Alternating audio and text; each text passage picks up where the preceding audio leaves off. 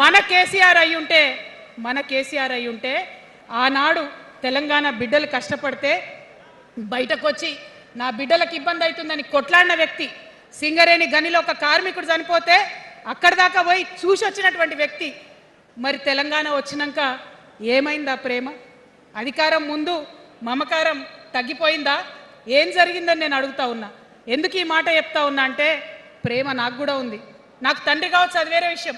కానీ ఒక రాజకీయ నాయకుడిగా వారు ఈ మధ్య రాజకీయ పరిణితి కోల్పోయి మాట్లాడుతూ ఉన్నారు. కేటీఆర్ గారు మాట్లాడిందంటే ఓకే అనుకోవచ్చు, ఆయనకు పెద్దగా తెలియదు పాపం.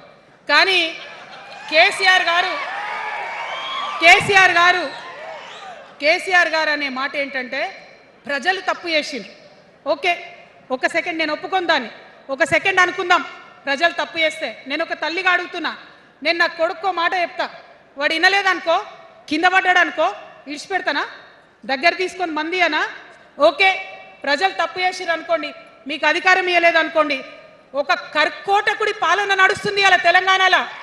ఇబ్బంది పడుతున్నారు ప్రజలు, గోసపడుతున్నారు, ఏడుస్తున్నారు.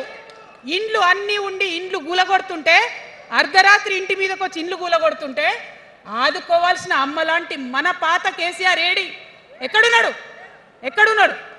ఇది మనం అడగాల్సింది.